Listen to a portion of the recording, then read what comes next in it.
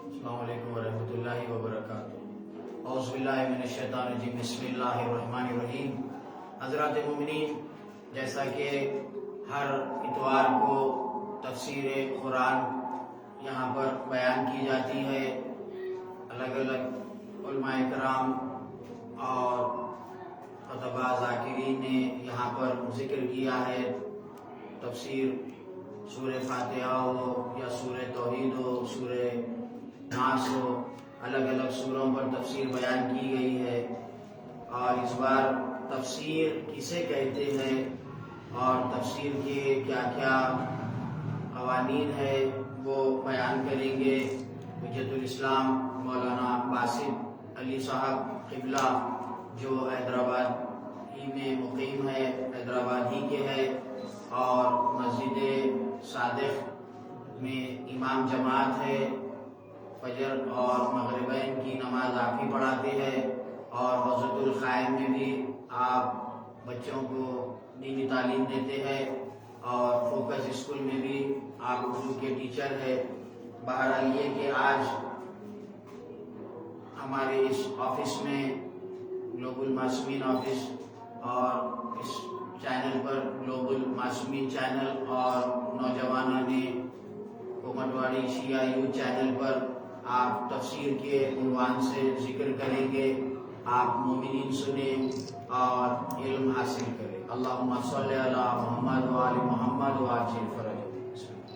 بسم اللہ الرحمن الرحیم، وصلی اللہ علی سیدنا و نبینا محمد وعلی آلہ الطیبین الطاہرین واللعنۃ الدائمۃ الباقیۃ علی اعدائہم اجمعین۔ اما بعد، میں خود جناب ہمارے حسین صاحب قبلہ پر اور تمام چینل اور ان کے گروپ اور سارے اراکین کا ممنون مشکور ہوں کہ حیدرآباد میں، جو کہ ایک طرح سے ساؤتھ انڈیا میں شیعوں کا مرکز ہے اور شیعوں کا گڑھ ہے حیدرآباد، یہ مطالب تفسیر بہت ضروری ہے یہاں پر، کیونکہ ظاہر ہے جہاں پر بھی شیعہ رہتے ہیں وہاں پر علم کا ایک گہوارہ بنا دیتے ہیں۔ ہمیشہ سے یہ حیدرآباد ہمارے جو ہے علوم اہل بیت کا جو ہے ہمیشہ سے جو ہے ایک یہاں پہ بڑی رونق رہی، چاہے وہ قطب شاہی دور ہو یا اس کے بعد دور ہو، ہمیشہ یہاں پہ علم کی ایک الگ رونق رہی ہے۔ میں آج کا عنوان میرا ہے تفسیر اور اقسام تفسیر، یعنی تفسیر کی جو قسمیں ہوتی ہیں میں اس پہ بحث کروں گا۔ آج میں آپ کے سامنے تفسیر کے تین طریقے سے میں آپ کے سامنے بات رکھوں گا۔ پہلی بات تو یہ کہ خود تفسیر کسے کہتے ہیں، ایک یہ۔ دوسری بات یہ کہ اقسام تفسیر یعنی روش تفسیر اور گرائش تفسیر، تفسیر کتنے قسم کی ہوتی اور اس میں گرائشیں کیا کیا ہوتی ہیں، دو۔ تیسری بات یہ کہ وہ جو تفسیریں جو اردو میں لکھی گئی ہیں اس پر بھی میں ایک معمولی سی روشنی ڈالوں گا، تو اس تین پہ میں بات کروں گا۔ ویسے میرے کو ضرورت ایسے محسوس ہو رہی ہے کہ شروع میں، کیونکہ تفسیر جو بحث ہے وہ تفسیر طبقہ خواص کے لیے، لیکن وغیرہ کہ جو ہے میرے اشعار ہے خواص پسند پر مجھے گفتگو عوام سے ہے، تو کیا بولتے ہیں، میں خود تفسیر پر یہ اہمیت پہ روشنی ڈالنا چاہیے، کیا سمجھ رہا ہوں۔ اب دیکھیں، میں پہلا والا بات شروع کرتا ہوں۔ پہلی بات تو یہ کہ جو قرآن ہے، قرآن کلام اللہ ہے، ٹھیک ہے، یعنی کلام خدا ہے۔ قرآن مجید جو ہے وہ خدا کا کہا ہوا کلام ہے۔ کلام خدا یعنی خدا کا کلیم ہونا، وہ صفات خدا میں سے ہے، اور آپ جانتے ہیں کہ اوصاف خداوندی جو ہے وہ الگ نہیں ہوتی، صفات خدا ذات خدا سے الگ کوئی چیز نہیں ہوتی۔ کلام خدا کی اس طرح سے بہت اہمیت ہے۔ ہم لوگ جب قرآن کا جب لفظ لیتے ہیں تو دوسروں کا سمجھتے ہیں قرآن ہے، وہ وہی قرآن جو ہمارے تابلوں میں بول میں رکھا ہوا ہے وہی قرآن سمجھتے ہیں۔ یہ نہیں، قرآن کی عظمت بہت ہے، وہ کلام خدا ہے، خدا کی بولی کی بات ہے، اور کلام خدا صفات خداوندی ہے، اور صفات خدا ذات سے جدا نہیں ہے۔ تو اس طرح سے جو ہے یہ، کیونکہ خصوصاً عربوں کو بھی تفسیر کی ضرورت پڑتی ہے، نہیں بولے کہ نہیں، اب ہم لوگ تو ظاہر ہے ہی عجم، ٹھیک ہے، تو قرآن کے الفاظ جو ہے اب یہاں پہ میں 5 تقسیم کرتا ہوں. پہلی بات تو ہے کہ الفاظ قرآن، یہ بات دھیان میں رکھیں کہ ہر کسی کی اپنی اپنی زبان ہے، ٹھیک ہے، ہر کسی کی اپنی اپنی مادری زبان ہے، ٹھیک ہے. اب مثلاً یہاں کی اگر واقف اصلی زبان اگر آپ دیکھیں گے تو تیلگو ہے، ٹھیک ہے، ہر جگہ کی اپنی اپنی زبان ہے. لیکن عربی زبان جو ہے وہ ہر کسی کی ایک اپنی اپنی زبان ہونے کے علاوہ عربی زبان انسان کی فطری اور مذہبی زبان ہے. ایرانیاں ہیں تو ان کی پہلی زبان فارسی اور عربی مذہبی زبان. انڈینس ہے، ہم لوگ کی الگ الگ زبان ہے لیکن ہماری مذہبی زبان عربی. یورپین ہے، ان کی زبان انگلش جو کہ ہے فرانسی وغیرہ، لیکن بھی مذہبی زبان جو مسلمان رہیں گے عربی.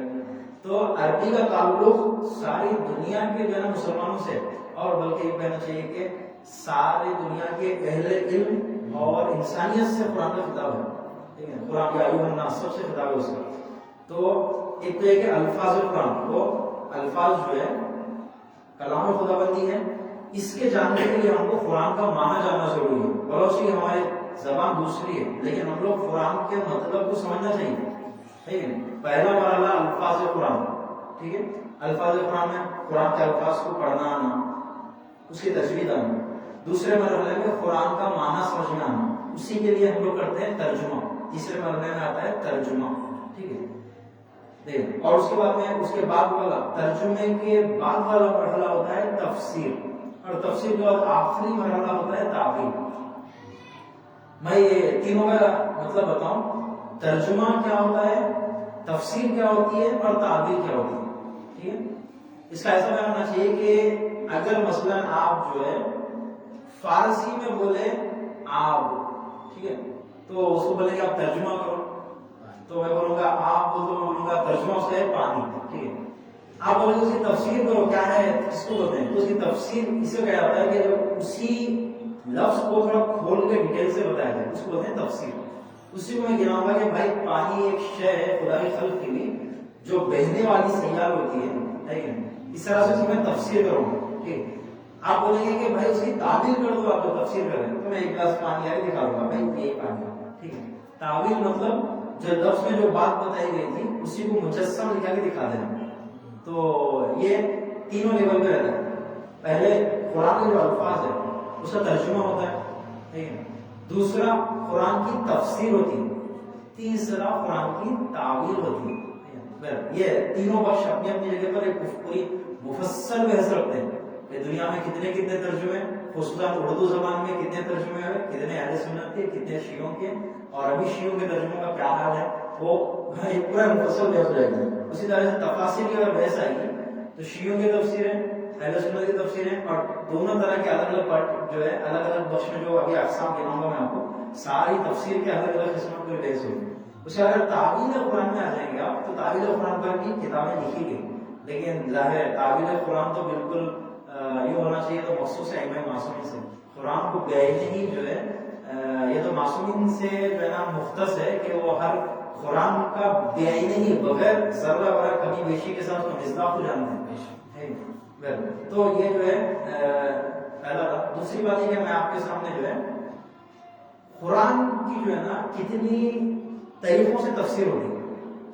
قرآن کی تفسیر کتنے طریقوں سے ہوتی ہے وہ رکھتا ہوں، ٹھیک ہے. تو یہاں پہ دیکھیں گے دو چیزیں، ایک روش قرآن، روش تفسیر قرآن، دوسرا گرائش تفسیر قرآن. روش تفسیر قرآن مطلب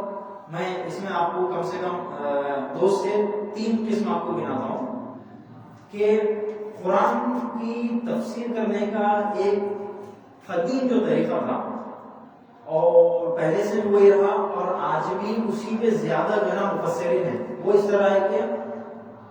تفسیر ترتیبی قرآن. جب قرآن کی تفسیر شروع ہوتی ہے تو پہلے جو ہے ایک مقدمہ دینے کے بعد میں بسم اللہ میں پوری گفتگو ہوتی ہے. اس کے بعد میں سورہ الحمد، سورہ الحمد کے بعد میں ایک کے بعد ایک سارے سورہ بقرہ اور سارے، یعنی ہر سورہ کی پہلی ہے، دوسری ہے، تیسری ہے، اس طرح سے لے کر پورے والناس تک لے جاتے ہیں سورہ ناس تک، ٹھیک ہے. تو ایک طرح جو ہے نا تفسیر ترتیبی ہوتی ہے کہ ہر آیت کی ترتیب جو ہے نا ساری تفسیر کی جاتی ہے. ایک طریقہ یہ ہے، علماء کا بھی پہلے یہی تھا اور ابھی بھی جو ہے نا اکثر و بیشتر بھی یعنی تفسیریں یہی تفسیر ترتیبی پہ ہیں، ولوچے کی بنسبت جو ہے تفسیر دوسرے جو گرائش تفسیری اس کی بنسبت تفسیر ترتیبی کا جو ہے نا اب کم ہو چکا، کیونکہ اتنے ماہرین نہیں ہے کبھی کے قرآن کی ساری اول سے آخر تک پورے 6000 آیت کا ہر آیت تک جو ہے نا تفسیر بیان کرے، وہ ماہرین ابھی نہیں ہے. ٹھیک ہے، پہلا طریقہ ہے. دوسرا طریقہ تفسیر موضوعی قرآن، مطلب یہ کہ قرآن میں جتنی ٹاپک کی بحثیں چھڑی گئی، جتنی بحثیں چھڑی گئی ہے، ہر بحث کے بارے میں الگ الگ جو ہے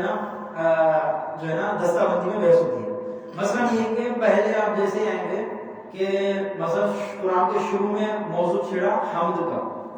تو اب وہ ساری قرآن میں جہاں جہاں پر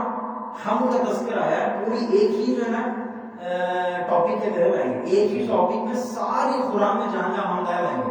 مثلا قرآن میں آپ جانتے ہیں کہ مطالب پراکندہ ہے، ایک جگہ پر ہی موضوع ذکر نہیں ہوا. پیغمبر اسلام کی شان خالی ایک سورے میں نہیں ہے، جگہ جگہ پر ہے. حج کا ذکر خالی ایک ہی سورہ حج میں نہیں ہے، جگہ جگہ پر ہے. نماز کا ذکر پوری جگہ چھڑا ہوا ہے کہ ہر ٹاپک کا آیات بکھرے ہوئے. تو تفسیر موضوعی میں یہ ہوتا ہے کہ ایک ہی موضوع کے تحت وہ ساری آیتوں کو نکالے جاتے ہیں. مثلا یہ جنت کا ذکر قرآن میں 50 جگہ پر ہے، وہ سارے سوروں کی آیتوں کو ایک ہی جگہ پر جمع کر کے وہاں پر پوری بحث ہوتی ہے وہاں پر. تو اس کو بولتے ہیں تفسیر موضوعی، ایک ہی موضوع ایک ہی ٹاپک کے تحت جو ہے پوری جو ہے بحث ہوتی ہے. تیسرا جو طریقہ ہے، اچھا یہ تفسیر موضوع کی بھی قسمیں ہیں، لیکن تیسرا جو طریقہ ہے وہ یہ کہ تفسیر تطبیقی. تطبیقی اس میں یہ ہوتا ہے کہ ایک ٹاپک پر مثلا یہ کہ قرآن میں مسئلہ چھڑا نماز کا، یا قرآن میں مسئلہ چھڑا معراج کا. اب معراج کے ٹاپک پر جتنے مفسرین کے نظریں الگ الگ، ساروں کے نظریے کو وہاں پہ بیان کیا جاتا ہے کہ پہلے معراج کا مسئلہ، اس کے بارے میں آیت کے بارے میں جتنے مفسرین تفسیر کے بارے میں کیا کیا کہتے ہیں. اب یہ معراج کی تفسیر کے بارے میں سارا تذکرہ ہو جاتا ہے کہ فلاں مفسر کا نظریہ یہ تھا، فلاں کا نظریہ یہ تھا، فلاں کا نظریہ تھا. سارے مفسرین، قدماء، متأخرین اور معاصرین سب کے جو ہے نا نظریات کو گنایا جاتا. بعضوں کے نظریات کو جو ہے نا ہٹا دیا جاتا اور بعضوں کے جو ہے نا نظریات کو جو ہے نا تائید کی جاتی، بعض کے نظریوں کی جو ہے نا تعبیر کی جاتی، بعض کو جو ہے الگ الگ مناسب آیا جاتا. تو ایک اور ایک بخش ہے تطبیقی، مطلب یہ کہ تفسیر قرآن کے بارے میں مفسروں کی جو نظریات ہے وہ نظریوں کو پورا گنایا جاتا اور بہت ساروں کو رد بھی کر دیا جاتا اور بہت ساروں کی تائید ہوتی، کوئی نظریہ جو ہے ایک جامع نظریہ پیش کیا جاتی. تو اس طرح سے یہ جو ہے نا یہ جو روش ہے، ٹھیک ہے، یہ جو ہے نا یہ دو جو ہے نا کلی تھا کہ یا تفسیریں ترتیبی ہوتی ہے اور تفسیریں موضوعی ہوتی ہیں.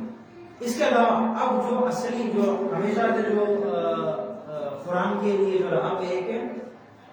جو واقعیت میں ہے اور خود جس کا قرآن میں بھی جس کا ذکر ہے وہ ایک ہے قرآن کا بعض حصہ بعض کی تفسیر کرتا ہے. ٹھیک ہے، مطلب یہ کہ قرآن کی ایک آیت کا مطلب دوسری آیت نہیں ہوتا ہے. اب یہ بھی جو ہے روش تفسیری ہے، یہ بھی جو ہے نا 3 طرح کی ہے. یا روش تفسیر جو ہے یہ بہت مہم ہے، وہ خود قرآن کا قرآن میں ہی ہے، ایک. دوسرا تفسیر قرآن روایی، یعنی تب قرآن کی تفسیر روایتوں میں ذکر ہوئی، 2. تیسرا یہ نہیں، قرآن کی تفسیر جو ہے عقلی ہے جس کو جو ہے نا اجتہادی بھی کہا جاتا ہے. قرآن کی یہ 3 جو ہے نا جامع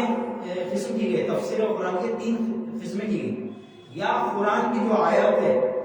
آیت کا ہی معنی دوسری آیت میں ذکر ہوا، جیسے کہ مثلا سورہ الحمد پڑھتے ہیں کہ صراط الذین انعمت علیہم، یعنی اس راستے پر چلا کہ جن پر تو نے نعمت جو ہے نا عطا کی. ٹھیک ہے، اب اس کے بعد ایک دوسری آیت میں آگے بتایا جاتا ہے کہ کون لوگ ہیں جن پر خدا نے نعمت کی ہے، تو دوسری آیت میں ذکر ہوا کہ جو ہے نا انبیاء اور صدیقین اور شہداء وہ لوگ ہیں کہ جن پر تو نے نعمت عطا کی ہے. تو ایک قرآن کی آیت کا تفسیر، ایک قرآن کی آیت کی تفسیر دوسری آیت میں ذکر ہوئی، یعنی قرآن کی تفسیر خود قرآن کی ہے. یہ تفسیر قرآن بالقرآن، قرآن کی تفسیر قرآن ہی کے ذریعے، اور سب سے معتبر تفسیر یہی ہے جہاں پر قرآن ہی کی تفسیر قرآن کے ذریعے کی جائے، اور یہ قرآن بہت زیادہ ہے، اس پر بھی علماء میں بھی خصوصاً اور باقی متعلقین میں متاثرین میں بھی اس پر خصوص توجہ ہوئی کہ قرآن کی تفسیر قرآن میں دیکھی جائے کہاں پہ. ٹھیک ہے، اس کا دوسرا بخش تفسیر روایت قرآن، یعنی آیات قرآنی کی تفسیر روایتوں کے ذریعے سے. قرآن کی ایک آیت ہے، اس آیت کے بارے میں کتنی روایتیں آئی یا کتنی قرآن کی آیتوں کے بارے میں ائمہ معصومین کی روایات ہیں. اب یہاں پر میں ایک اجمالی جو ہے نا کسی طرح وضاحتی بیان دیتا ہوں کہ یہاں پر کہ جو آیات قرآنی کی تفسیر روایات نبوی، احادیث نبوی اور روایات معصومہ پائی جاتی ہے، یہاں پر ہم اہل تشریح کے پاس جہاں تفسیر معصوم کا ذکر آتا ہے، یعنی آیات کی تفسیر حدیث سے ہوگی، یہاں پر اب شیعوں میں یہ ہے کہ ہمارے پاس دائرہ تفسیر یا ایک روایت یعنی دائرہ معصوم کا جو ہے وہ دائرہ صرف دائرہ عصمت میں ختم ہے. ہمارے یہاں جو ہے تفسیر معصوم جو ہے وہ صرف احادیث نبوی اور احادیث معصومی سے ہوتی ہے، لیکن اہل سنت کے یہاں ایسا نہیں ہے. ان لوگوں کے یہاں تفسیر روایی میں جو ہے ہم احادیث نبوی اور نہیں ہونے کے برابر جو ہے ائمہ معصومین کے جو ہے اقوال نہیں ہونے کے برابر آتے ہیں، لیکن آتے ہیں اہل سنت میں. اس کے ساتھ ساتھ پھر ان کے یہاں صحابہ اور تابعین اور تابع تابعین ان لوگوں کا اقوال کو بھی جو ہے نا نظرات روایی میں بہت جو ہے اعتبار دیا تھا. خصوصاً عبداللہ ابن عباس اور عبداللہ بن مسعود اور ابی بن کعب جو مشہور مفسرین تھے، ان لوگوں کی نظریات کو زیادہ اہمیت دیا تھا. ہمارے یہاں تفسیر معصوم ہے جو ہے نظریات اصحاب کے نہیں رہے تھے، اصحاب کے نظریات کا جو ہے نا اعتبار نہیں ہے، اصحاب کی روایت کا اعتبار ہے جو وہ معصومیت سے نقل کریں، لیکن تفسیر معصوم میں ہمارے پاس جو ہے صرف دائرہ عصمت میں جو ہے قید ہے، اور یہ معتبر ہے. دو ہو گئے، تفسیر قرآن بالقرآن، تفسیر قرآن غیر حدیث روایت کے ذریعے. تیسرا تفسیر جو ہے نا اجتہادی یا تفسیر غیر روایی کہنا چاہیے کہ عام طور پہ اسی تیسرے زمین میں زیادہ قلم اٹھایا گیا کہ قرآن کی تفسیر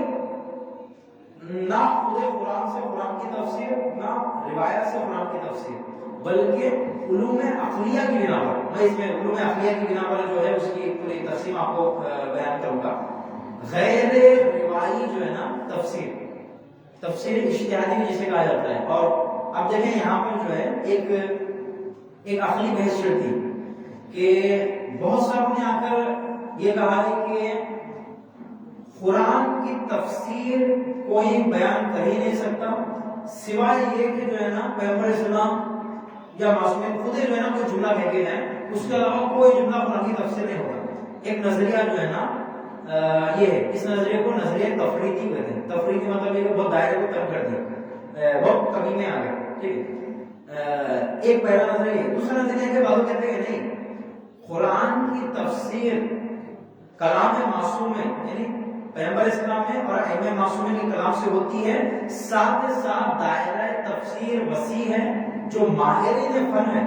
وہ شرائط کی رعایت کرتے ہوئے قرآن کی تفسیر کریں گے. یہ دوسرا نظریہ ہے. اس کو جو ہے نا یہ میانہ،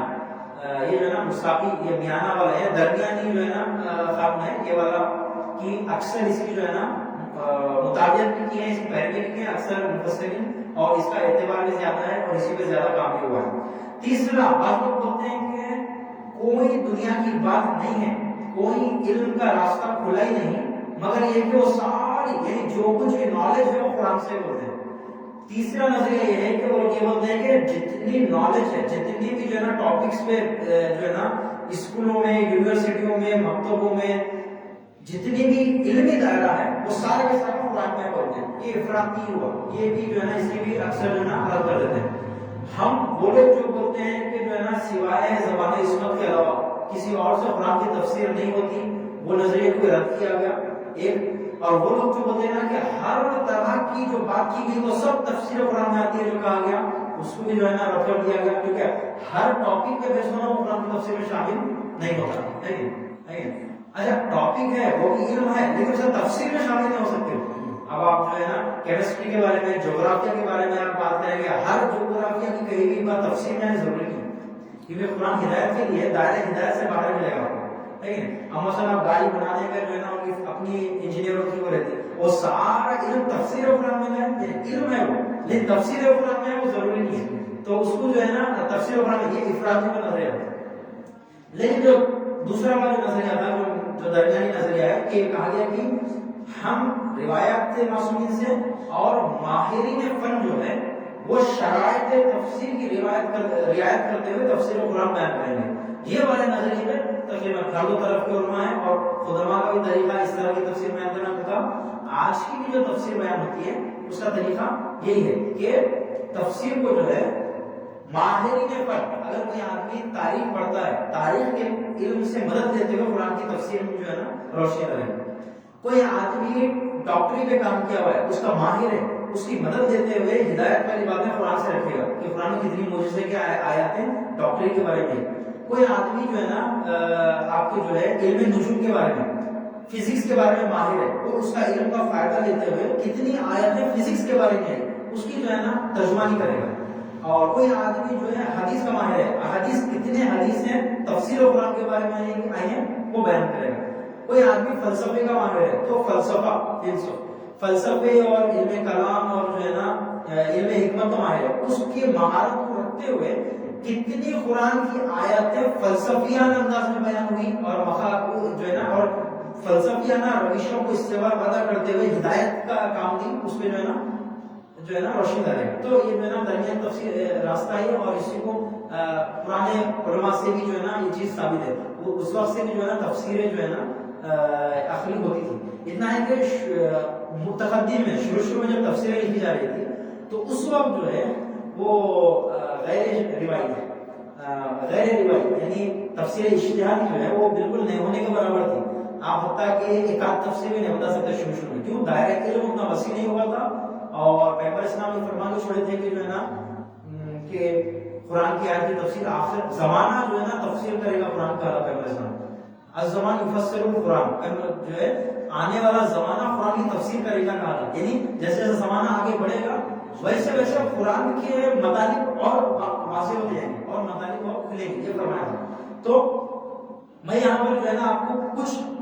تفسیروں کا ذکر کروں گا جو صرف روائی ہے، اور شروع میں ساری تفسیریں روائی تھی، یعنی قرآن کی آیت کے آگے خالی روایتیں نقل کر دی جاتی تھی، بس کوئی بحث نہیں ہوتی اس بارے میں کہ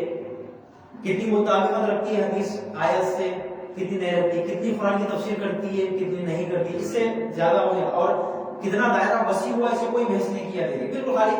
آیت اس کے آگے روایت بیان کر دی جاتی خلاص۔ مثلا میں آپ کو متقدمین کی تفسیر ہے، تفسیر علی ابن ابراہیم، یہ قم کے رہنے والے ہیں، قمی علی ابن ابراہیم، یہ شیعوں کے جو ہے نا ماشاءاللہ سے جو ہے ایک بڑے عالم شمار ہوتے تھے قم میں اس دور میں، یہ بالکل متقدمین میں ائمہ معصومین کے دور سے متصل ہیں۔ دوسرے ایک تفسیر مشہور ہے تفسیر عیاشی بول کے، ان کا نام ہے یہ تفسیر عیاشی، عاشا یعیشو عربی زبان میں بولتے ہیں زندگی گزارنے والے کہتے ہیں، تو عیاشی مطلب یہ کہ وہاں کے عربی معنی الگ تھے، اپنے اردو میں معنی اس کے الگ ہوتے ہیں۔ تفسیر عیاشی ان کا ایک فیملی نیم تھا، تو ماشاءاللہ یہ بھی بہت بڑے جو ہے نا عالم گزرے، اور جو ہے ان کی بھی تفسیر ہے، تفسیر روائی ہے۔ دوسری اس کے بعد میں جو بعد میں جو لکھی گئی وہ تفسیر نور الثقلین ہے، دوسرے ماشاءاللہ سے کئی مجلد میں ہے تفسیر نور الثقلین۔ تفسیر نور الثقلین کی جو ہے نا ساری کی ساری جو ہے نا روایت پر مبنی ہے، یعنی قرآن کی آیاتوں کے بارے میں جتنی روایتیں آئی ہیں ان سب کو جمع کیا ہے۔ اس کے علاوہ ہے تفسیر البرہان، مشہور ہے تفسیر البرہان ہاشمی غرانی صاحب کی تفسیر البرہان کی بھی وہی ہے، اس میں بھی قرآن کی آیاتوں پر روایتوں کو لایا گیا، روایت یعنی پوری روایت ہے، مجموعہ روایت، کوئی نظریہ نہیں ان کا، کون سی روایت کو مانتے ہیں کون سی روایت کو نہیں مانتے، کوئی روایت کا تجزیہ کیا جائے، کون سی روایت کو معتبر مانتے ہیں، کس کو ضعیف مانتے ہیں، اور موضوع سے خارج کچھ نہیں ہے، بلکہ یہ آیت قرآن یہ اس کے بارے میں جو ہے نا ایک ہی روایت خلاص اس کے بارے میں، اور جس قرآن کی جس آیت کا مطلب روایت میں نہیں آیا اس کے بارے میں کوئی بحث نہیں، چھوڑ دیتے ہیں اس طرح سے۔ اس کے علاوہ جو ہے نا اہل سنت کی بھی میں روایتی تفسیروں میں سے ایک دو کا ذکر کرتا ہوں. ویسے اہل سنت کی بھی جو روایتی تفسیر ہیں وہ ان کا دائرہ بہت وسیع ہے. ظاہر ہے آپ اگر غور کریں گے تو جتنے بھی ہر زمین میں سنیوں کی جو کتابیں ہیں وہ زیادہ لمبی ہے, زیادہ بڑی ہے, کیونکہ ان کے پاس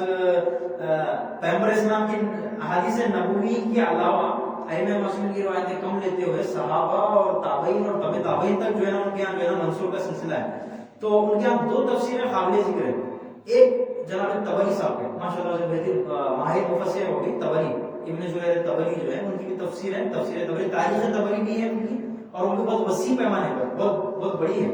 اور مشہور ہے, معتبر ہے. بہت سارے لوگ جو ہے نا ان کی اس ماہرانہ لکھت کو دیکھ کے بولے کہ طبری تو شیعہ ہے بولے ہیں, کیونکہ وہ طبری صاحب کا وہ قلم بہت مضبوط تھا اور ماہرانہ انداز میں انہوں نے جو ہے نا ہر زمین میں کھل کے انہوں نے بیان کیا ہے طبری صاحب. دوسرے ہمارے جلال الدین سیوطی صاحب کی جو کتاب ہے در منصور, یہ بھی لگ بھگ جو ہے نا 6-7 جلدوں میں ہے. در منصور ہوگی قدیم خط میں جو ہے در منصور جو تفسیر ہے لگ بھگ یہ جو قدیم خط میں مشہد کی بادشاہت النقوی میں جو ان کی در منصور دیکھا تھا وہ بڑی پرانے خط میں وہ ایک صفحے پہ کم سے کم 50 سے 60 حدیثیں آتی ہیں ایک صفحے پہ, یا بعض صفحے پہ تو ایک ہی صفحے پہ 100 حدیثیں آتی ہیں. ایسے ہی کئی جلدیں ہوگی در منصور کی. ماشاءاللہ سے یہ در ہمارے جلال الدین سیوطی بھی جو ہے جیسا کہ ہر فیلڈ میں قلم اٹھائیں, ویسے ہی قرآن کی آیات کے بارے میں,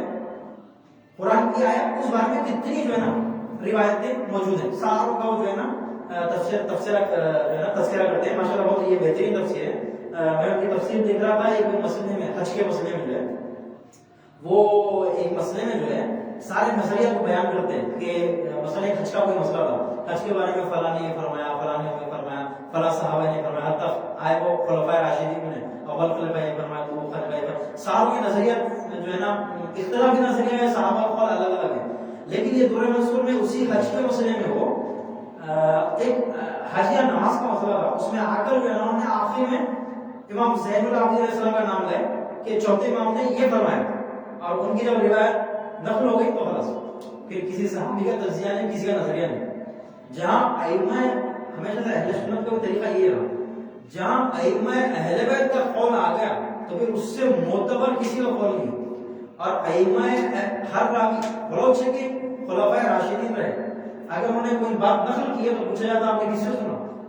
ہے, یہ راوی کون ہے, کوئی یا یہ بولے کہ میں خود سنا تھا, یا اگر آپ نے سنے تھے تو کون تھا وہ پیچھے واسطہ نقل کرے. لیکن یہ معجزہ ہے ائمہ معصومین کا کہ 250 سال گزر گئے تھے, لیکن کوئی بھی ائمہ معصومین میں سے یعنی 12 اماموں میں سے کوئی بھی اگر حدیث نقل کرتا ہے تو کوئی یہ نہیں پوچھتا کہ آپ کس سے نقل کر رہے ہیں. ایک واسطہ بیچ میں نہ ہو کس راوی سے نقل کرنے کوئی نہیں پوچھا. حتیٰ کہ امام رضا تک نزدیک جو ہے نا 200 سال ہو چکے تھے, 200 سال تک اتنے واسطے آنا چاہیے تھا. لیکن جہاں امام رضا نے کوئی حدیث فرما دی تو وہ یہاں کے یہ نہیں بولا کہ آپ کس سے رسول بچے تھے, نہیں کوئی یہاں نہیں پوچھے گا کہ کوئی جو ہے نا آپ کس سے روایت نقل کر رہے ہیں. کیوں, علم نبی کا خزانہ ہے. جہاں ائمہ معصومین جہاں پہ رکھتے تھے تو کوئی یہ نہیں پوچھتا آپ کس سے روایت, کہیں نہیں, کوئی نہ سنی نہ شیعہ نہ جو ہے نا حتیٰ 4 امام جب تک اسماعیلیہ ایجاد ہو چکے تھے, ابراہیمیہ ایجاد ہو چکے تھے, ہر مسئلہ زیدی لوگ تھے, کوئی آج تک ائمہ معصومین سے یہ سوال نہیں کرا کہ آپ کی روایت معتبر رہے گی یا نہیں. پورا عالم اسلام ائمہ معصومین کی زبان کو زبان اس وقت سمجھا. لیکن یہ چاہے وہ نظریے میں جا کے جو بولتے ہیں, پریکٹیکلی عملی طور پہ سب کے سب جو ہے نا ائمہ معصومین کو زبانیں جو ہے نا اسمت سے جوڑ کے دے ایسا ہے. تو یہ در منصور میں دیکھا جہاں سارے سب کا ذکر ہوا, لیکن جہاں چوتھے امام کی حدیث آ گئی دوبارہ پھر کوئی تفسیرہ نہیں ہے کہ نظر صحیح ہے غلط ہے ایسا. تو یہ تفسیر در منصور کی ہے. اس کے علاوہ اب جو بحث چلتی ہے وہ یہ کہ یہ روش تفسیریں ہو گئے, تفسیر کرنے کے طریقے ہوئے, ٹھیک ہے. اب یہاں سے بحث چلتی جو ہے کہ گرائش تفسیر پر, ٹھیک ہے. میں قرآن کی تفسیر آیت بالآیت کر رہا ہوں, لیکن میں کرنے والا کیا ہوں, میں ایک ادیب ہوں تو میری تفسیر گرائش ادبی ہے. میں ایک جو ہے نا فلسفی ہوں تو میری تفسیر گرائش تفسیری ہے, ٹھیک ہے. میں ایک جو ہے نا حکیم ہوں تو میری تفسیر گرائش حکمت کی طرف رجحان, حکمت کیا. میں اگر ایک نصیحت کرنے والا ناصح ہوں تو میرا گرائش جو ہے نا کیا ہے, واضح و نصیحت کی طرف زیادہ ہے. کوئی تفسیر واضح و نصیحت کی زیادہ ہے جو ایسا ہے. اگر میں جو ہے نا فقیہ ہوں، فقیہ ہے کہ اگر مثلا قرآن کی تفسیر کر رہا ہوں تو پوری تفسیر قرآن میں فقہی مسئلے زیادہ ہوں گے. اگر مثلا میں جو ہے نا جو ہے جیسا کہ ملا صدر وغیرہ کی تفسیر، اگر وہ جو ہے نا ایک جو ہے علم عقلی سے تعلق رکھتے ہیں تو پوری تفسیر میں مسئلے پورے علم عقلی کے قرآن کی آیتوں میں رکھتے ہوئے چھڑے. اسی طریقے سے اگر جو ہے نا آپ دیکھیں گے کہ جو ہے اگر میرا جو ہے اگر میں علم کلام کا ماہر ہوں، مثلا میں علم کلام کے بارے میں، علم اتحادات کے بارے میں ماہر ہوں، تو پوری قرآن کی تفسیر اتحادات کے حوالے سے کیوں، اس حوالے سے جو ہے نا بحثیں چھڑی ہیں. اور پھر اسی طریقے سے جو ہے اسی طریقے سے بھی جو ہے نا بعض لوگ کا مسئلہ، بعض جو ہے نا یہ بخش بہت مہم رہا ہمیشہ تفسیر میں. بعض لوگ عرفانی لوگ تھے، صوفی لوگ تھے، اور صوفیوں نے جو قرآن کی تفسیر کی تو ان کا پورا طریقہ جو ہے صوفیانہ رہا، یعنی پوری قرآن کی تفسیر وہی عرفانی انداز میں. جیسے کہ ہم سب سے پہلے آج سے 1100 سال 1200 سال پہلے جو ہے تفسیر لکھی ہے جو ہے محی الدین عربی، جن کو ابن عربی کہتے ہیں، انہوں نے جو تفسیر کی تو جو ہے قرآن پورے مسئلے میں انہوں نے عرفانی مسئلے چھڑے. ابھی میں ایک آدھے گھنٹے پہلے جو تفسیر کر کے آ رہا ہوں، وہی ابن عربی نے جو انسانی کامل کا لفظ استعمال کیا تھا اسی بارے میں کہ پیغمبر اسلام، تو ان کی جو تفسیر تھی وہ پوری عرفانی تھی، تو پوری بحث عرفانی تھی. تو اس طرح سے جو ہے یہ گرائش تفسیر، جو آدمی جس فیلڈ کا ماہر تھا اس اعتبار سے قرآن کی قرآن کی تفسیر اسی بخش میں جو ہے نا وہ کیا یہ گرائش تفسیر تھی. اچھا میں آپ لوگوں کو جو ہے نا اس جو خاص ٹاپکوں پر لکھی گئی ان میں سے تھوڑی تفسیر آپ کو گناتا ہوں. مثلا کہ ابن عربی سے شروع کرتا ہوں میں کہ جو لوگ جو ہے روایتوں سے قرآن کی تفسیر نہیں کی،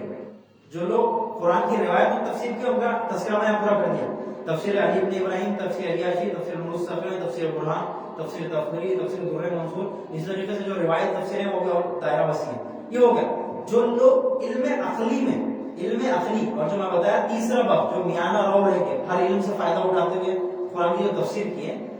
انہوں نے کیا جو کیا ان کے بارے میں یہاں بحث ہے کہ ان میں ایک ہے ابن عربی، محی الدین عربی. انہوں نے تفسیر قرآن جو کی ہے وہ جو ہے نا عرفانی اعتبار سے کی، ٹھیک ہے. اس کے علاوہ ایک جو ہے نا اپنے جو مشہور ملا صدرہ ہے، ملا صدرہ ماشاءاللہ شیعت کی شان ہے ماشاءاللہ سے. ملا صدرہ ایک طرح کے فلسفی ہیں، پوری دنیا کی بڑی یونیورسٹی میں ان کی کتابیں پڑھی جاتی ہیں، فلسفی ہیں، اور حکمت متعالیہ جو ہے دنیا میں ان کی صرف کوئی دوسری کتاب نہیں ملے گی، دوسرا کوئی جو ہے نا حکمت متعالیہ جیسا لکھنے والا نہیں ملے گا. جو ہے نا یہ ہم لوگ ایک طور امتیاز پیش کر سکتے ہیں کہ ٹھیک ہے ہمارے شیعوں میں جو ہے نا ملا صدرہ نکلے، تمہارے پاس کوئی ایسا نکلا تو بتاؤ ہو سکتے. وہ شخصیت ہے ملا صدرہ. اسفار اربع انہوں نے جو دستوں میں جو لکھی ہے ایسی ہے کہ اچھے دنیا کے اگر پوری دنیا سے گن کے نکالیں گے آپ تو ایک کچھ 100 یا کچھ پوری دنیا کے اتنے پڑھے لکھے ہوں گے، کچھ 100 لوگ نہیں ملیں گے جو حکمت متعالیہ کے سمجھنے والے ہوں، اتنے ماہر تھے. انہوں نے قرآن کی تفسیر کی، خصوصاً سورہ واقعہ کی، بعض سوروں کی تفسیر کی انہوں نے، جیسے کہ سورہ واقعہ کی تفسیر کی. تو سورہ واقعہ کی انہوں نے تفسیر کس اعتبار سے کی؟ انہوں نے فلسفی اعتبار سے کی. میں اس میں پڑھا، اس تفسیر کو پڑھا میں، اور ماشاءاللہ سے اتنی گہرے مطالب تھے اور اتنے فلسفیانہ، اتنے علم عقلی بحث تھی ان کی کہ وہ بہت گہرے مطالب تھے. ان کے مطالب کو رکھنے کے لیے کئی جلسوں کی ضرورت ہے، اب ان کے مطالب کو رکھنے چاہتے ہیں. وہ تو ملا صدرہ ماشاءاللہ سے شیعوں کی شان ہے بہترین. انہوں نے تفسیر کو عقلی اعتبار سے کی. دو تیسرا ہے کہ اسی میں جو ہے نا جو الگ الگ ٹاپکوں پر کرتے ہیں، انہی میں سے ایک جو ہے ہمارے جو ہے جو قرآن کی جو ہے تفسیر کو بہت سارے نے جو ہے نا آیات کو آیات سے ہی کیا ہے، لیکن بعض لوگوں نے جو ہے نا تفسیر کو جو ہے نا قرآن کی تفسیر خالی احکام لائے، مثلا کہ فقہ القرآن بول کے لائے، لیکن یا آیات الاحکام بول کے لائے، یا احکام القرآن بول کے لائے. اس طرح کی کئی تفسیریں لکھی گئی. انہوں نے خالی قرآن میں کہاں پر احکام بیان ہوئے، قرآن میں جتنے قرآن کی آیاتوں میں احکام بیان ہوئے ہیں، احکام شرعی، نماز، روزہ، حج، زکات، اس کے علاوہ جو ہے نا حرمت قرآن، اور سارے جو خالی احکام جس بارے میں سارے احکام میں آیا وہی قرآن کی آیت ہے جس میں احکام بیان ہوئے، اسی پر انہوں نے بحث کی اس طرح سے. اور اس طرح سے جو ہے نا انہوں نے تفاسیر اس خاص جو ہے نا گرائش پر لکھی ہیں، لیکن اسی طریقے سے جو ہے نا بعض اہل سنت میں جیسے کہ جو ہے نا فخر الدین رازی نے جو ہے نا تفسیر خالی تطبیق میں لکھی تھی کہ خالی قرآن کی جو ہے نا آیت کو لا کر الگ الگ لوگوں کو جو ہے نا نصیحت دیا ہے. اور اسی طریقے سے جو ہے نا اپنے جو ہے جو بعض لوگ کیونکہ ہسٹری کے ماہر تھے، تاریخ ہے، تو تاریخ کو رکھ کر یہ لکھے، جیسے کہ جو ہے نا الکشف، کیا یہ جو لکھے انہوں نے جو ہے نا الکشف تفسیر جو ہے نا خود تفسیر جو ہے نا کشف لکھے ہیں ہمارے لکھنے والے ہیں ابو الفتوح رازی، یہ ماشاءاللہ اہل سنت کے بہت مشہور راوی ہے جو ہے الکشف جو ہے، انہوں نے جو لکھا ہے انہوں نے اس کو جو ہے صرف تاریخ ہی نہیں ہے، تاریخ اس طرح کی نہیں ہے کہ تاریخ اسلام میں کیا کیا واقعات گزرے وہ گنا ہے، اور اس کے بعد میں جو ہے نا شان نزول آیات کا کیا ہوا یہ اس نے گنا ہے، کس موقع پہ آیات نازل ہوئی، خالی موقع واقعات کیا تھے، اسی اعتبار سے تفسیر کی۔ اور اسی طریقے سے ہمارے جو مشہور ہے جناب جو ہے زمخشری کشاف، مشہور ہے ان کی جو ہے نا علم نحو میں بھی جو ہے نا علم صرف وغیرہ بھی بڑی بڑی کتابیں ہیں ان کی، امام جو ہے نا امام الصرف امام الہند کے نام سے، امام النحو کے نام سے جانتے ہیں۔ تفسیر کشاف جو ہے یہ انہوں نے ادبی اعتبار سے لی ہے، عربی گرامر کے اعتبار سے انہوں نے پوری تفسیر عربی گرامر کے اعتبار سے لی، تو اس طرح سے جو ہے نا الگ الگ گرائشوں پر جو ہے نا لکھی ہے۔ پھر میں یہ تین بخش، یہ دو بخش میں بات رکھا ہوں، آخری بخش میں رکھتا ہوں تفسیر کا، وہ یہ کہ جو تفسیریں ہماری اردو میں لکھی گئی، میں جہاں تک سمجھتا ہوں کہ اور جتنا میرا مطالعہ ہے ماشاءاللہ سے ہندوستان اکھنڈ بھارت کی بات کر رہا ہوں میں، انڈیا، پاکستان، بنگلہ دیش، سری لنکا، جتنے ہیں بھوٹان وغیرہ، جتنے ملک ابھی ٹوٹ گئے، اس علاقے میں جتنے تفسیریں آج تک لکھی گئی، شاید ہی دنیا کی کسی زبان میں اور شاید ہی دنیا کے کسی علاقے میں اتنی تفسیر اور قرآن لکھی گئی ہوں گی جتنی اس علاقے میں لکھی گئی۔ ماشاءاللہ دنیا کی بڑی بڑی تفسیریں ہمارے علاقے میں لکھی گئی۔ اچھا اس دور میں جو ہے نا خود ہمارے حیدرآباد میں کتنی بڑی بڑی کتابیں لکھی گئی، جو قطب شاہی دور میں جو بڑے بڑے علماء تھے اور مشہور کتابیں جو لکھے ہیں قرآن کے بارے میں، لگ بھگ یہیں پہ اچھے علماء ہمارے یہاں گزرے ہیں جو دنیا کے مشہور ہیں۔ تو اردو میں یہاں پر جو ہے نا ولوچے کا فارسی میں لکھی گئی، ہمارے سینئر تھے انہوں نے جو ہے نا وہ تفسیریں جو خالی اکھنڈ بھارت میں یعنی صرف انڈیا میں جو تفسیریں لکھی اس کی فہرست تیار کر رہے ہیں، بہت ساری فارسی زبان میں ایسی تفسیریں جو خالی انڈیا میں لکھی گئی، بلوچی کی زبان میں فارسی ادھر کی تھی لیکن ادھر تفسیریں لکھی گئی، اور انہوں نے ایک ایسا پورا فہرست تیار کی سب تفاسیر کی کہ جو اردو زبان میں کتنی جو ہے نا تفسیریں ہوئی ہے کہ نہیں، بہت ساری، ہم اہل سنت کی بہت زیادہ ہوگی، ہم جو ہے اہل تشیع کی بہت زیادہ۔ یہ آخری بخش میں کچھ تفسیریں اردو کی رکھتا ہوں، اردو زبان میں جو قرآن کی تفسیریں بیان ہوئی اس کو رکھتا ہوں۔ ان میں سے ایک جو مشہور ہے وہ ہے ہمارے جو ہے نا تفہیم القرآن، آپ کو لگ بھگ جگہ جو ہے نا یہ تفہیم القرآن رکھی ملیں گی، ہم اپنے شیعہ ہم سنی جو ہے نا کتاب خانوں میں یہ والی تفہیم القرآن ملے گی۔ اتفاق سے یہ ہمارے ابو العلا مودودی جو ہے نا حیدرآباد کی، خاص حیدرآباد کے ابو العلا مودودی صاحب، یہ پارٹیشن کے وقت جو ادھر گئے تھے جماعت اسلامی ادھر بنائے ہوئے، ابو العلا مودودی صاحب یہ حیدرآباد کے ہی ہیں جہاں سے بھی ہمارا چل رہا ہے یہ پروگرام جو ابو العلا مودودی صاحب، یہ تفہیم القرآن جو ہے نا ان کی لکھی ہوئی کتاب ہے ماشاءاللہ سے۔ جب حیدرآباد میں تھے تو حیدرآباد کی ہسٹری پہ بھی کئی کتابیں لکھی تھی، تو افسوس وہ کتابیں چھپنا ترکی بند مول نے کہاں چلی گئی ابو العلا مودودی صاحب کی، اپنے حیدرآباد کی خاص یہیں کے اپنے جو ہے ادھر ہی علاقے کی جو ہے ابو العلا مودودی صاحب جو ہے نا تفہیم القرآن لکھے، یہ بھی میں لگ بھگ دیکھا ہوں،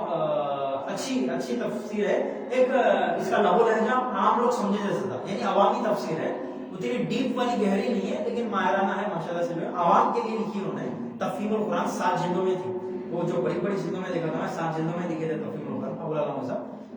ان کا اپنا ایک جو ہے نا خاص احترام بھی ہے کیونکہ وہ خلافت و ملوکیت میں وہ بہت زیادہ خدمتوں کے ساتھ ہے، اتنے ساتھ ہے کہ بعد میں لوگ بولتے ہیں کہ یہ تو جو ہے نا رافضی ہو گئے جو، کیونکہ اس میں آ کے جو ہے نا ہم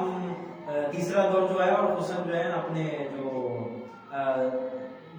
جو ہے اس ملوکیت جو ہے اس میں انہوں نے حقیقت بیانی سے کام کیا اور مولا کائنات کی جو تائید کی ہے، تو منصف ہے، یعنی تفسیر لکھنے کے زمینے میں بھی ہے منصفانہ، اور جو ہے کہ ابو الدین گروی جو ہے وہ عوام پبلک کے لیے تھی، لکھیں ایک حد تک تفسیر پڑھنے کے قابل پبلک ہے، ایسا ہے۔ دوسری نہیں تفہیم القرآن ہے، یہ صرف ایک یعنی پبلک کے پڑھنے کے دائرے میں اس کو لکھا گیا، یعنی پبلک کے پڑھنے کے لیے اتنی گہری اتنی ڈیپ میں نہیں لکھے۔ دوسری ہے ترجمان القرآن، ماشاءاللہ سے جو ہے یہ مولانا جن کو لقب امام الہند کا دیا گیا، اور مولانا ابوالکلام آزاد، یہ ایسی شخصیت ہے کہ دوسری ایسی کوئی شخصیت نہیں ہے جیسی مولانا ابوالکلام آزاد کی شخصیت ہے،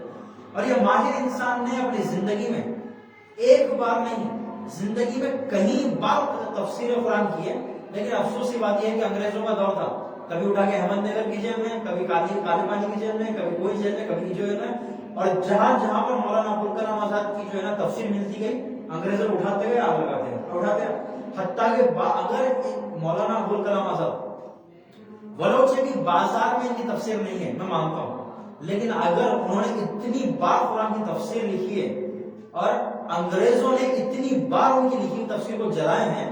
کہ اگر ان کے صفحات جمع کیا جائے تو ایک روم بھر کے تو خالی تفسیر کی جو ہے نا صفحات ہوگی. اتنا عظیم مفسر تھا مولانا ابوالکلام آزاد. افسوس کی بات یہ ہے کہ مولانا ابوالکلام آزاد کا مفسر میں کہیں ذکر کرتے ہیں، اور وہ اتنا ماہر تھا کہ ہر علم کا ماہر تھا. مولانا ابوالکلام آزاد رحمۃ اللہ علیہ ہر علم کے ماہر تھے. میں دیکھا ہوں کہ مولانا ابوالکلام آزاد کی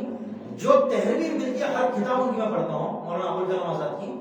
جہاں کہیں ائمہ معصومین کا نام آتا ہے مولانا ابوالکلام آزاد کہیں رحمۃ اللہ اور رسول اللہ نے لگاتے ہیں. جہاں ائمہ معصومین کا نام آتا ہے ماشاءاللہ سے نہ علیہ السلام خالی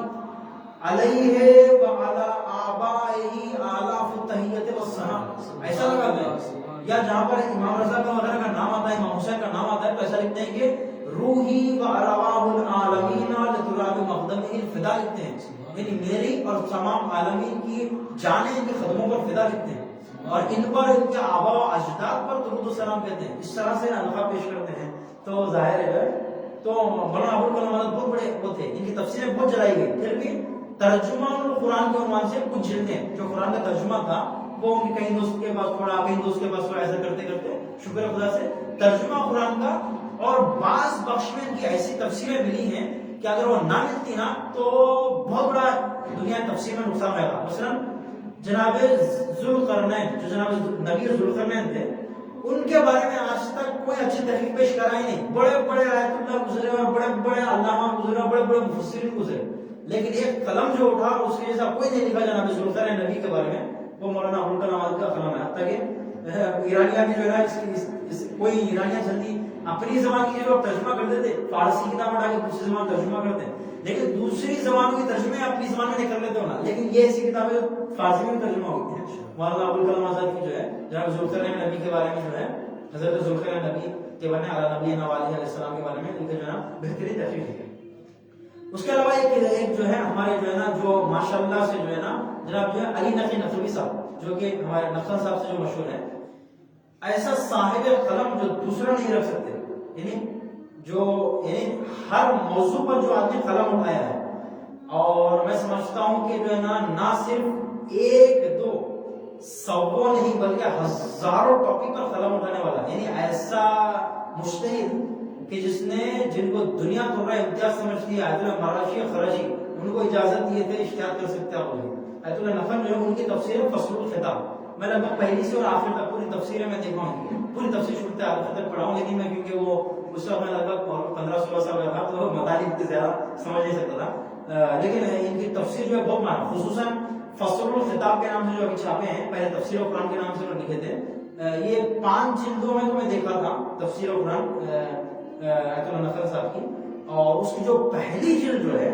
اس کی پہلی جلد اتنی ماہر ہے اور اتنی ڈیپ میں ہے کہ ماشاءاللہ وہ تفسیر کے باب میں اس کو جدا کرنا چاہیے، کیونکہ جو تفسیر بہت ماہر ہے. باب تفسیر میں وہ تفسیر بہت جو ہے نا امیر اور بہت معتبر ہے. یہ تفسیر ہمارے جو ہے نا علی نقی نقوی صاحب لکھے، وہ تفسیر جو ہے نا بہت معتبر ہے، کیونکہ وہ ظاہر دنیا کی ایسی کوئی فیلڈ نہیں تھی جس کا بڑھاوا نہ ہو. اور وہ آدمی جب قرآن کی تفسیر آیا، قرآن کی آیتیں لکھے، ترجمہ کیے، بس تھوڑا سا بیان کرتے ہوئے ساری جو ہے نا الگ الگ مشہور لوگ اس بارے میں کیا کرتے ہیں، سارے نظریات کو بیان کیے. یہ بہت ماہرانہ انداز تھا ظاہر جو ہے یہ. اور اس کے علاوہ آخر میں جو بیان کروں گا ہمارے جو اردو میں جو ہے نا اوپر جو 2 تفسیریں بتایا، تفسیر القرآن اور ترجمان القرآن، یہ دونوں اہل سنت کے ہیں. اور فصل الخطاب اور تفسیر القرآن جو ہمارے ظفر الحسن صاحب جو امروہی تھے، جنہوں نے لگ بھگ جو 200 کے اوپر کی کتابوں میں جو رائٹر ہے، جنہوں نے تفسیر قرآن کی لکھی ہے، اور مجلس کتاب میں مصباح المجالس سے ان کی کتابیں ہیں. اور اسی طریقے سے کہیں عنوانات پہ یہ بھی جو ہے نا صاحب علم علامہ شخصیت مضبوط قلم والے ہیں ظفر الحسن امروہی صاحب، ان کی بھی ماشاءاللہ سے بہترین تفسیر ہے، جامع تفسیر ہے. یہ سب تفسیریں جو میں گنایا ہوں ان کو کہتے ہیں تفسیر جامع، یعنی وہ تفسیریں جن میں ہر طرح کے رفیشوں کے سارے مطالب بیان ہو. یعنی میں یہ آخری بات رکھوں گا آپ کے سامنے کہ اگر ڈاکٹری کے اعتبار سے کچھ ہے تو وہ بھی، ادبی اعتبار سے ہے تو وہ بھی، ہسٹری کے اعتبار سے اگر قرآن کے ہے تو اس اعتبار سے بھی، روایت کے اعتبار سے ہوتے نہیں، واقع کوئی اسلامی جنگ کا تفسیر ہے تو اس اعتبار سے بھی، حج کا ذکر ہے احکام کے اعتبار سے تو اس اعتبار سے، سارے اعتبار سے ملا کر جو ہے نا بعض تفسیریں لکھی گئی آخر میں، وہ جو ہے نا تفسیر جامع ہے، اور ماشاءاللہ سے یہی تفسیروں کو زیادہ رونق دی گئی ہے، اور اسی میں ایک تفسیر المیزان ہے، تفسیر نمونہ اور تفسیر میزان، جو کہ آج کل جو ہے نا ہم خصوصاً عالم تشیع میں جو ہے نا اس تفسیروں کو جو ہے نا خصوصی اعتبار سے جو ہے نا پڑھا جاتا ہے، اور یہ تفسیر نہ ہوتی تو ایک عظیم خلا ہو جاتا دنیا تفسیر میں۔ کون سی؟ ایک تفسیر المیزان، تفسیر نمونہ، اور اپنے تفسیر مقتنعات الدرر، یہ جو ہے نا بہترین کتابیں ہیں جو آج کی دنیا میں جو ہے نا خصوصاً پڑھا جاتا ہے۔ ہم اس کے مخاطب عوام ہیں، ہم اس کے مخاطب جو ہے خواص ہیں۔ یہ ایک جو ہے نا اقسام تفسیر کے حوالے سے ایک مختصر جو ہے نا یعنی علم تفسیر کے حوالے سے ایک مختصر بیانی اس کو دینا چاہیے کہ یہ جو ہے نا سارے تفسیری قسموں کے بارے میں ایک بیان ہوتا ہے۔ السلام علیکم ورحمۃ اللہ وبرکاتہ۔ ربنا تقبل منا انك انت السميع العليم، بارک ہمارے ذکر قلیل قبول فرما،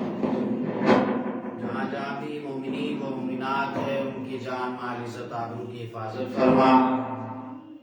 اور اس چینل کے بانی اور نوح خان جون بن صابر صاحب ان کے عمر و اقبال میں ترقی عطا فرما، اور جو مومنین علیل ہے خصوصاً علی بن صابر جو علیل ہے بحق چوتھے امام، بحق زاہدہ معصومین، انہیں جیل سے احتیاط فرما، اور میر صابر علی زوار اللہ مقاموں کے تمام فرزندان ان سب کو خدا آباد و شاد رکھے، اور یہ چینل ہے گلوبل معصومین اور نوجوانان گوہرواڑی شیعہ یوتھ، ان چینل والوں کو بھی اللہ اپنی حفظ و امان میں رکھے، تفسیر جو آن لائن تمام مومنین تک پہنچائی جا رہی ہے اس کا ثواب انہیں ملے، اور اللہ ان کے توفیقات میں اضافہ عطا فرما، جلد ولی اصل کا ظہور اور ان کے ناصروں میں شمار فرما، اور مولانا باسط صاحب اللہ ان کے بھی عمر اقبال میں ترقی عطا فرما، کہ اتنی مصروفیات کے بعد انہوں نے اپنا قیمتی وقت ہمارے اس چینل کو دیا ہے، اور مومنین آپ سے گزارش ہے کہ سورہ فاتحہ جملہ مومنین و مومنات مرحومین خصوصاً میر احمد علی زوار اللہ مقاموں، میر صابر علی زوار اللہ مقاموں، نوح خان میر حسن علی زوار، اور کنیز عباس کنیز فاطمہ، اور سید کاظم محمود صاحب حسینی بیگم،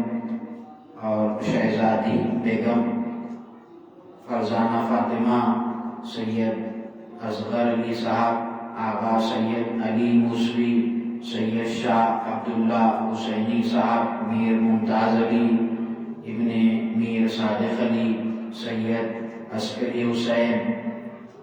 صاحب، سیدہ کبرا بیگم، باقر علی صاحب، اور ان تمام مومنین مرحومین کے لیے ایک سورہ فاتحہ